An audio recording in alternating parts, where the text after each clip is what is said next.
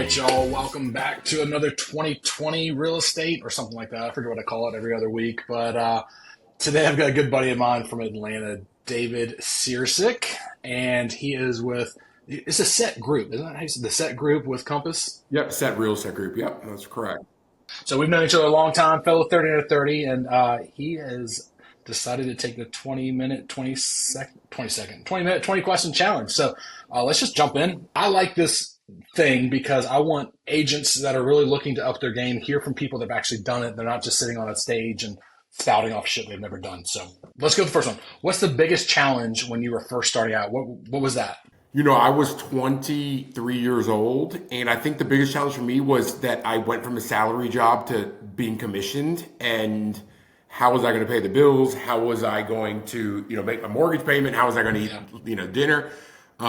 So I think it was just scary. So I think the biggest challenge for me was just a little bit of my anxiety and just the idea of not knowing where the next check was going to come or what it's going to come from and getting uncomfortable. But I think getting uncomfortable is why I am where I am now. And so looking back, I tell people, like, get uncomfortable all the time. Like, you've got to get uncomfortable in order to be successful. Yeah, that was a good one. So the second one is, how long did it take for you to feel established in your career? And I always do a little caveat. And do you feel like you've hit that point yet? You know, um, I, I'll say that I probably in the last year to 2 years, I finally feel like I am established, and for different reasons. But I think it took me 10, 11 years to get to that point. But by the way, just because you're established doesn't mean that you're satisfied. So I'm established, but I'm not satisfied with where I'm at, and I want to keep growing. And my partners and I, when we meet, every week or every other week, we talk about, like, how can we continue to grow. And so, yes, we're established, but I'm not where I want to be yet, and I want to keep growing. And so, the goal is always there's goals for a reason, and I'm looking at goals on the wall right now for a reason. So. Yeah, great. Where does the majority of your business come from now? Yeah, I mean, majority of my business now is word of mouth. When I first got in the business, it was really hard for me to gain the trust of my clients to start kind of referring me out to people. And so I'm at a point now in my business that word of mouth is the name of the game, right? And most of my clients are coming from referrals. And by the way, that's not just client referrals, that's other agent referrals. I've worked with a lot of people, Brad, who that are moving to Atlanta for other reasons. And I've sent you people that are moving from Atlanta to different spots in the Carolinas. And so most of my people are word of mouth. And I think that's where I'm at now. But when I first started, that was not the case. I was out there aggressively marketing. I was out there knocking on doors. I was sending letters. I was calling for sale by owners. You name it, I was doing it. And again, it goes back to the fact that I didn't have any money and I needed to make money. And I knew the only way to make money was to make deals happen. And I knew that to make deals happen, I had to go get business. And it wasn't going to be handed to me. I knew that from day one. One thing I learned about this business, nothing is handed to you. Imagine that. So many people think it's Yeah. handed to you. Oh, it's unbelievable how everyone's like, I'm going to become a real estate agent. This is easy. This is not easy. And by the way, these are big purchases. These are people's biggest purchases they'll ever make in their lifetime, probably. And so for me, it's like, I want them to trust me. I want them to work with me. I want them to know, like, they can use me for anything that they need. And I want them to feel that they had a good kind of, outcome in the end. And so, referrals have been a big part of my business, but this just came through time, right? Referrals did not start right away. I can tell you that. So of all like the door knocking and stuff like that, what did you feel like was the most effective strategy starting out to find business? I have had a goal to meet with two people every week, two people every 7 days, whether they were friends, coworkers, whatever it was. I was like, I'm going to set up these meetings. And everyone's like, well, what are you going to do? And I was like, I'm just going to talk. Like, I'll tell them what I'm doing. And so what I would do is I'd have these lunch and coffee meetings. And next thing you know, a client I was meeting with would be like, oh, hey, I want you to meet a roofer I know. That roofer introduced me to another buddy who ended up looking to buy a house. And so the more people I got in front of, the more I felt that I had the opportunity to really grow my business. And so I tell everyone, we have a lot of newer agents on our team, and it's great because I'm able to teach them what I've learned, and similar to what I'm telling you now. And I tell them, like, you've got to go meet people.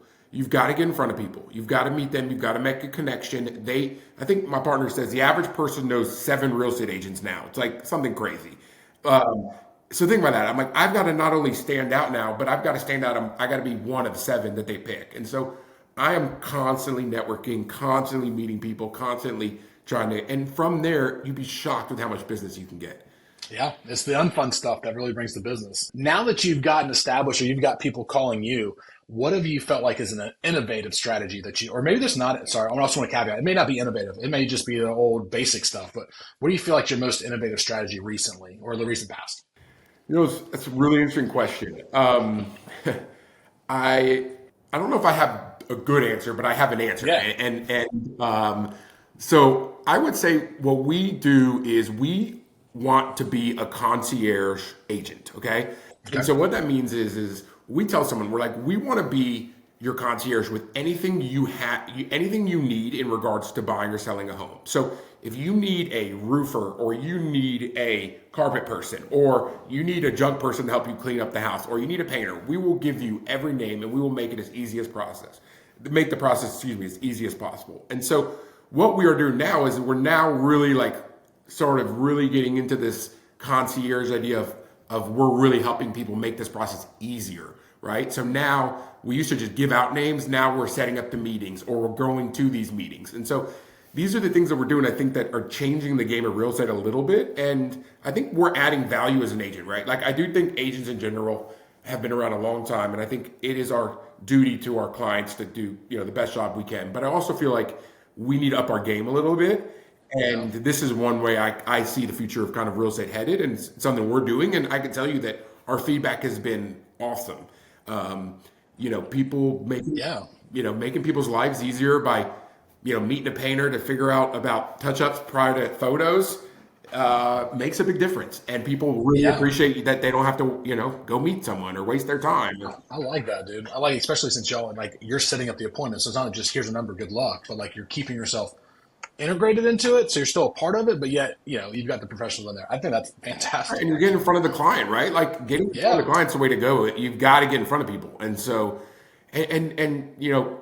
we have clients who reach out to us 5 years later that bought a house, and they'll be like, "Hey, who do you recommend for this?" Or they'll be, and so it's just these are the things we're doing that I think we are a little bit different with, that I think are working, and we're going to continue to evolve, right? Like as I'm learning now, is that what I was doing 10, 11 years ago is not what unfortunately Right. works Yeah. now. When we were 30 or Amen. 30s and had a lot more hair, you know, uh, I joke, I'm like, now I've got a lot less hair for a reason. I mean, this is unfortunately, part of the business, but we're evolving every day, and I think that's a big part of it.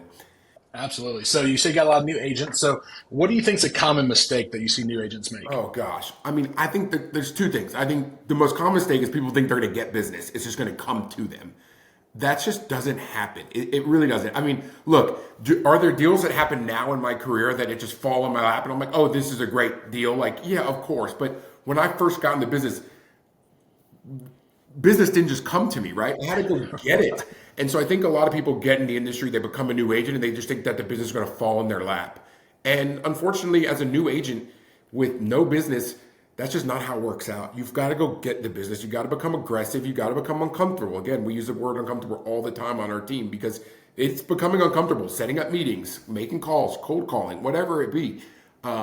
So I think the most common mistake people make is that they just think the business is going to come, and they don't go out there and get it. You got to get it. Yep. I agree 100%.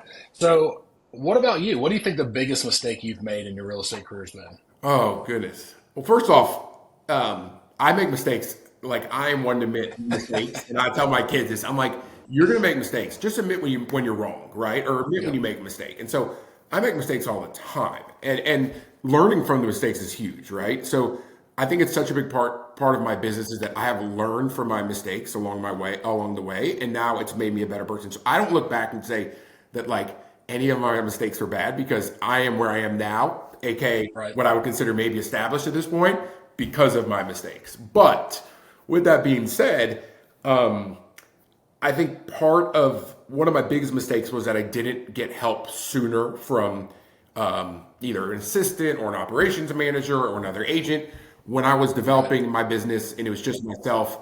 I think I don't want to say burned myself out by any means, but definitely overworked and probably could have provided a better service to most of my clients but I was probably spread too thin. And so Sure. once I did kind of bite the bullet to hire somebody, my Yeah. business went up probably 2 or 3x, and I paid for that person in 3, 4 months. And I was like, why Right. didn't I do this before? And by the way, I had better quality of life and everything else too. So my biggest mistake was it took me too long to kind of, you know, come up with the idea that it was finally time and spend the money. I mean, spending money is hard, especially when you're the only one making and when you're making it and you're Right. earning and you're working hard. And so it really hurt to hire somebody. But once I did, what a game changer that was. Understood. Yep. 100%. All right. So I always like to hear how people measure success because everybody has a different measurement cue of it, especially as you get longer in the business. So what do you look at today as being successful? Is it deals, closings, home time, wake up at 10 p.m.? Like, what is it? Well, there's two sides of success. I think from a business success perspective, I mean, we have goals, right? And success to me is just hitting my goals. I've got 1 year goal, 2 year goal, 5 year, 10 year goal, right? And a vision board to show me things I want along the way, things that I would have never thought that would be possible that I'm able to do now when I first got in the business. So, but success to me is why I got in this business was I wanted to help people and I wanted to talk to people and I wanted to meet new people. And as I've learned, I love what I do because I really am helping people make the biggest investment that they'll ever make in their life. And so, yes, it's great that they're getting a home and it's everyone's dream, right? To have this home and to live in a great house and or condo, townhouse, whatever it be. But for me, it was the success of just helping people along the way and hearing people's feedback of like, you are great at what you do, or you are amazing, or we were so happy with you throughout the process. Like that is success to me, right? Like we just got award, we were just told Real Trends number 93 team in the country, okay? In the United Nice. States, awesome, really cool, like great accolade. But like that doesn't make me feel successful at the end of the day. What makes me feel successful is that I've got clients that are happy and that Yeah. send my name out, and that's success to me. The other side of it is family wise, is success is being able to be there as a dad. So Yeah. um, having the flexibility now to go to baseball games or soccer games or whatever else it is, and tutor my daughter when needed. That's success to me. Being able to be around them is a good feeling, and it's definitely something Yeah. that makes me feel like successful.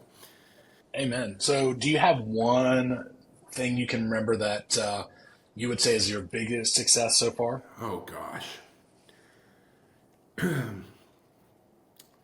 you know, I, it's funny. I think from a business perspective, one of my business biggest successes, excuse me, was we had a listing that had been sitting on the market for years. It was one of the highest priced homes in a certain county in Georgia. It was $4 million up. It sat for a while. Nobody thought it would sell. We took it on. I am not a social media person by any means. I'm learning a Right. lot about it, but I know that it is the way that that business is headed. And so we decided to do a really cool reel, bring in some Rolls Royces and kind of create something different and see if we could get eyes on the property. And the property went viral. And 2 weeks later, we had a full price offer and it went under contract. And so, Oh, wow. yeah, That's awesome. yeah, it's super cool. And again, it's just thinking outside the box, and it was successful. To me, it was a really good feeling just because it was something, maybe that wasn't. I didn't think would ever happen, or again, I didn't really know much about social media, so I couldn't even imagine something going viral. But to get 1 million+ views on a video, it's pretty cool. Wow. Yeah, so it's awesome. So that's probably one of the cooler stories. Yeah, no doubt. So, going back, you have newer agents. You like to mentor people. So, like, what is your superpower that they come to you with, or that you can help most with when it comes to real estate? Well, one is knowledge. Okay, so like I am super knowledgeable. I've got my brokerage license now in the state of Georgia. I'm also licensed in Florida. I pride myself on the contracts. I pride myself on knowing data. I pride myself on just being knowledgeable about everything real estate. So I think one of my superheroes is that I am a knowledgeable person, and so a lot of our agents come to me with questions about, hey, I've got this scenario. What do you recommend? Or, hey, unfortunately, I wrote this contract, and this is an issue we're having. What do you recommend? And I could probably answer 99% of them. It's funny, everybody on Right. the team, including my partners, calls me for when they have a question about something in the business before they call our actual broker. And That's funny. our broker director sounds like, we don't hear from you often. I'm like, because they call me first and I usually can give them an answer. So I would say my superhero is just being very knowledgeable. I really think, and by the way, I think as an agent, like we owe it to our clients to be as knowledgeable as possible. So Yep. like it is very important that we, I know speaking to you, it's like obviously follow you on all the social media things, and I see you're like always traveling and doing these things and learning and trying to make your business better. Like we as agents need to be better and we need to be more knowledgeable, and we owe that to our clients. And so Yep. that's what I'm always just trying to kind of stay above the curve with that kind of stuff. Yeah, no, as you should. So, do you have a set kind of average day in real estate? And if you do, like, what would a perfect average day look like for you? Oh gosh, no average day. No average day. But and every day is different. I mean, with real estate, I mean, it is 7 days a week. It's just and on every day of the year, Yep. even holidays. And so, I would not say that there's ever an average day, because there's some Saturdays or Sundays where I will work from 8 a.m. till 5 p.m. showing houses. And there's some Thursdays and Fridays during the week that I'll do nothing and I'll just be able to sit at the desk and catch up on emails and almost take my Saturday and Sunday. So Sure. the one thing about this business that I actually love is that I can kind of make my own schedule.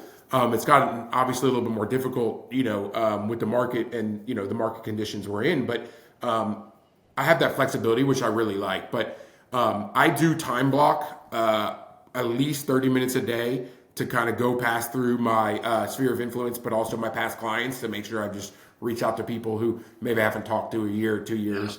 I think that's so important for future business and for those referrals. And so that's like, every other day, it's pretty much a 30-minute time block. Sweet. How about apps or tools that make your life easier as a real estate? Is there any that you can't live without? Any that you found that like, this is my jam, this is it? No, not look. I think this AI thing is like insane, right? And like everybody's talking about like, everyone's talking about how AI is changing the game. AI is going to change real estate. AI is going to change the medical field. AI is going to change, schooling, whatever it be. But what I have learned is that like AI is actually like a really cool feature that can help agents really sort of take our business to the next level. And so I am not a great writer. Like I am not. That's the facts. Like I send an email, it is poorly written, grammar probably sucks. Like it just is what it is. And the fact now that I can copy and paste my thoughts. That, by the way, like I get a million thoughts in my head every second. So the fact that this like OCD mind of mine can finally put down these facts in a paragraph that probably makes no sense, and then can shoot it into an AI system, which will then populate an email to me that sounds so correct. And by the way, it is correct grammar and spelling Yep. too. It's unbelievable. And so, one of my weaknesses is writing. Like it just is, and it's just what, unfortunately. And now I've got this AI or ChatGPT or whatever it is that's really able to help me. And so it's interesting to see where it's going. I mean, look, we're getting help on our listing, on our descriptions using AI. I mean, so really, like right now, I am all in on it, and I think it's going to be great for real estate. And I think the sky's the limit with this AI technology. So. For sure. Yeah, I think that is the understatement of a year. This AI is going to be, who knows what it will be, but it's going to be a lot bigger than I think we think it's going to be. Oh yeah. How about stress? Have you found any healthy ways to cope with stress? I got the unhealthy ones down, so don't worry about those. But it's the I was healthy going to ones. say I could definitely hit you with those too. Stress is hard, and this business is, again, we're in sales, we are, and we will kill, and so stress just comes with that naturally. I think it doesn't matter if you're in real estate or any type of sales. My wife's a travel advisor; it's another sales job. I find Yeah. her to be stressful. It's just stress is what you get. I think for me, like spending time with family is where I can like finally like almost let go and be like, Yeah. breathe. And so that's a technique. I mean, obviously everyone will say, oh, exercising and running and but for me, it's like the things that I find that calm me down is obviously the family. And then Yeah. the other side of it is like I'm a big kind of podcast similar to this, or I like listening to other people. It takes my mind off of the stress that I've got, makes Yeah. me think about something else. So whatever it is for each person, I think if there's something that can help you clear your mind when you feel stressed out, that's what you should be doing. And for me, like I said, it's family or listening to radio, podcast, sports talk. I mean, which is still stressful in its own, but Yeah. I'm sure being an Atlanta fan is pretty stressful. we've had a fun time, that's for sure, right? So this is we're on 14, so we're getting there. So Oh, how do you balance your real estate career and personal life, or do you? yeah, the balance, work life balance is like the hardest thing in this business. And I don't Right. care what anyone tells you. Like if they tell you they've got that figured out, it's BS, okay? Because you cannot be the best real estate agent you can be without having a bad work life balance. It just is what it is. And I'm tired of, I have opinions and I'm tired of them, but I think a lot of people will try to sell you on, hey, here's how to do it. It just doesn't work that way. Yeah. But figuring out a fair balance is the way it should be done. And so Well said. I think I have a really good fair balance of work life. I wouldn't say it's amazing, but I think it allows me to have a life, but also work. But also, I do realize that I'm in sales again. And look, we're in a market that people things are going quickly in Atlanta. Yeah. And Yeah. when a listing comes on the market on a Thursday morning, I got to go show it at Thursday afternoon. Like I'm going today at 4 o'clock to go show a house. I mean, that's just part of the business. And so I'm trying to get better, but there's definitely no right answer for that one. Agreed. How do you feel like the career has affected your family life or marriage in a positive or negative way? Like, how do you think it's affected being a real estate agent and having a family and being married? I think it's positive. I think it's given me a ton of flexibility that I may not have had otherwise. And so, yes, I mean, tonight I am going at 5 o'clock to go show two houses. And, yes, I may miss the beginning of my son's baseball game, but also I'm able to, yesterday I was able to play with him for 3 hours, because I had nothing going on in the middle of the day when some people were still at work. So Yeah. I think the flexibility of being a real estate agent is great. And I think, look, for the important stuff in life, I time block that, and there's no exceptions. And I tell my clients, by the way, and I want to just put this out there, Yeah. my clients, hey, I'm so sorry, I've been at my son's, baseball game, and I'm like, if they don't want to work with me, then I probably don't want to work with them because they should understand that there's boundaries, right? And so I'm the first to tell people, I'm like, hey, here's what I'm doing, and I'm sorry I'm not available during that time. And you'd be surprised, people appreciate it and they respect it. Yeah. And so for me, having the flexibility of being a real estate agent has actually been great. Yeah. No, I agree. So we talked about coping with stress, but this one's kind of the same, but a little bit different tune. How do you recharge when you feel like you got nothing left in the tank and you're like, I got to get some me time? Like, what is that? Is it going somewhere? Is it a sport? Is it breaking plates? Like, what is it for you to recharge when you're feeling burnt? Sledgehammer to a car. Here on the wood stop. No. I mean, for me, it would be, I just sometimes need a reset. And I think everybody does. I don't care what industry you're in. Resets are good for you. And for me, I like to travel. My wife and I like to travel. And sometimes I just need to get away and almost step back for 2 days and be like, I'm going to be available via text message, no phone call. I will look at my phone a few times a day, but I just need quiet time. Yeah. And it allows me to recharge. And I find that when I get back, I'm a better person for it. And so, now I've gotten to the point where I'm not embarrassed by it. I'm I've got to do these trips every 4 or 5 months just to get my mindset right. Because if not, you will get burned out of this business. I think it's unfortunate, but there's a lot of burnout in real estate. Yeah, no, I think you're absolutely right. You got to take some time for yourself and build it in because we're not being our best for our families and our clients if we're just walking around like zombies and just pissed off all the time. Correct. All right, this is maybe you've already kind of hit this one. What advice would you give to agents that are struggling with work-life balance? Like if an agent sat down with you and said, man, I'm trying to hit my goals, but I'm having a hard time at home or whatever it might be, how can I balance this? Is there a different answer you would have given for somebody else than yourself? Yeah. I mean, when I first started in the business, and I think this is the common issue with new agents, everybody just wants to do, and you almost want to please the client so much that you forget about what's important sometimes at home. Yep. And so what I would say is just realize that it's just a whole process. It's a long process. The transaction process takes time. Clients' relationships are lifetimes.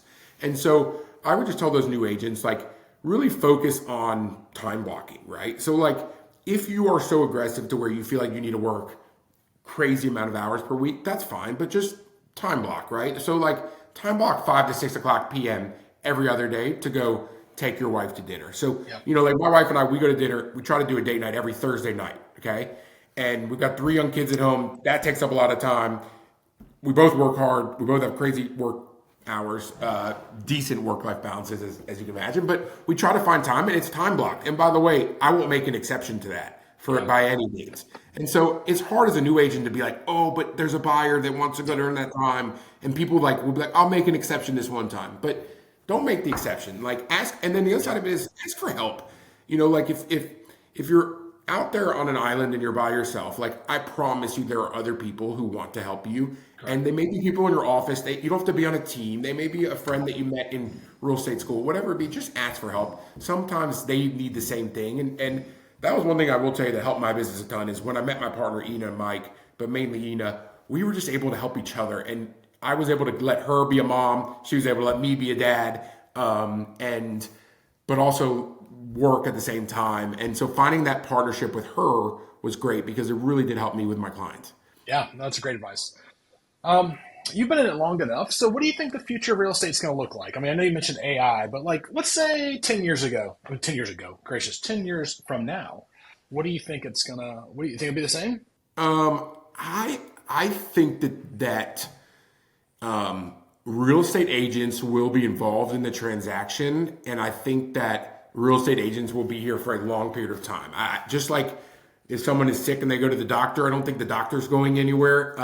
Just like when you need a lawyer, I think the lawyer is always going to be there. That's always going to be something needed. I think a real estate agent's always going to be something that's needed. I think the role will evolve a little bit, and I think it Sure. already has since I started in the business.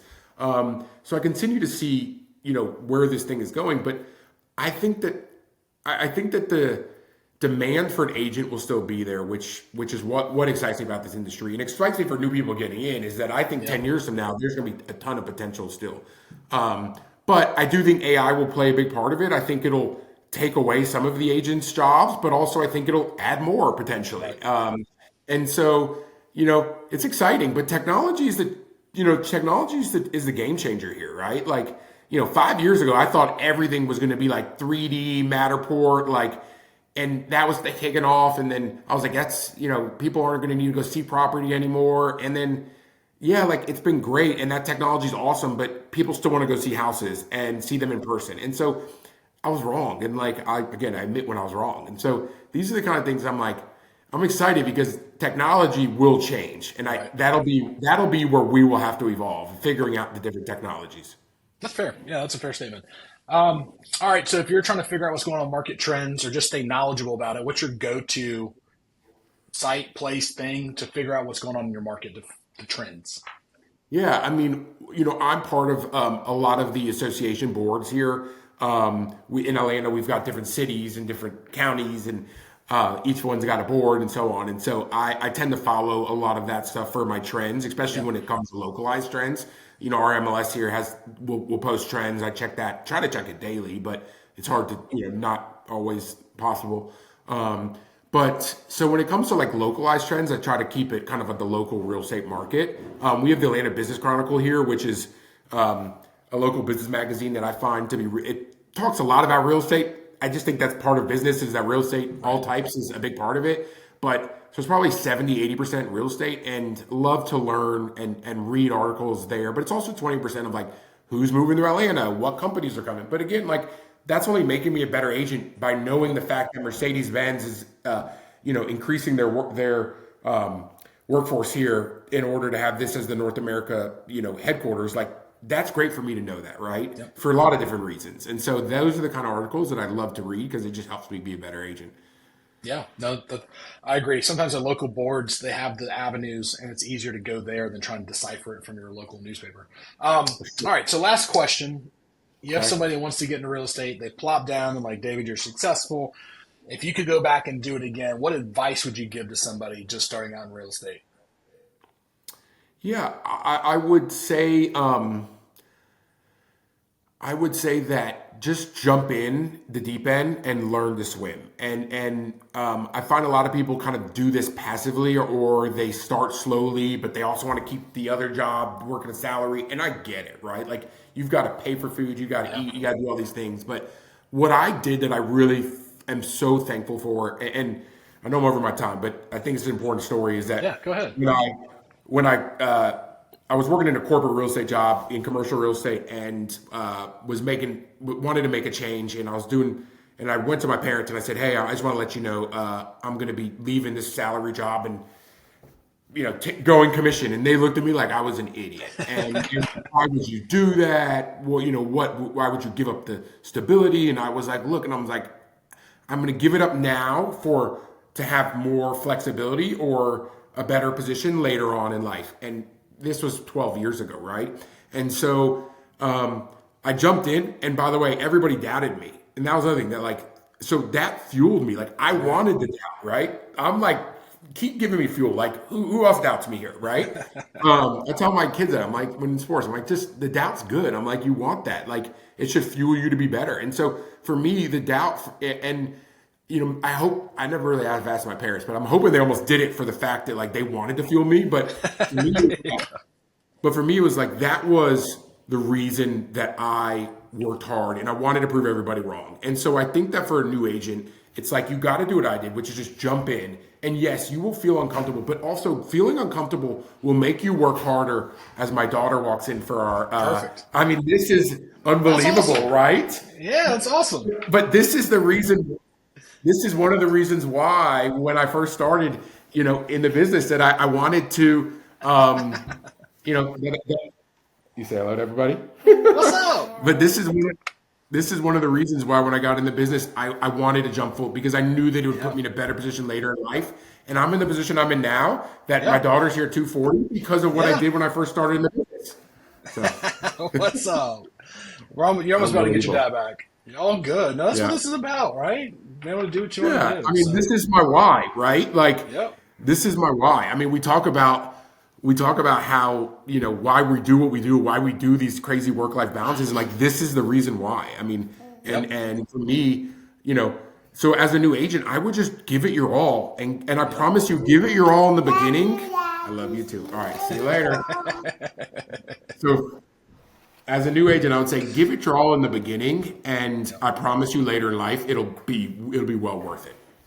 Good final words. That is great. Well, David, I'm going to have all of your your contact stuff in the show notes so people can send their Atlanta referrals. I know Atlanta's the size of most states, so we Oh may my not do them God. all, but I appreciate you sharing the words of wisdom. We've never hit 20 minutes on this thing, so this is great.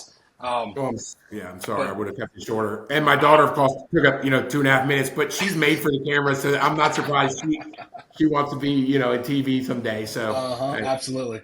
All right, buddy. I appreciate you sharing with me. I appreciate our friendship and the referrals we've been sending each other for the last couple of of years. So course, of course, thanks, super man. thankful for you and everything you've done. So thanks, man. All right, buddy. Talk to you soon. All right.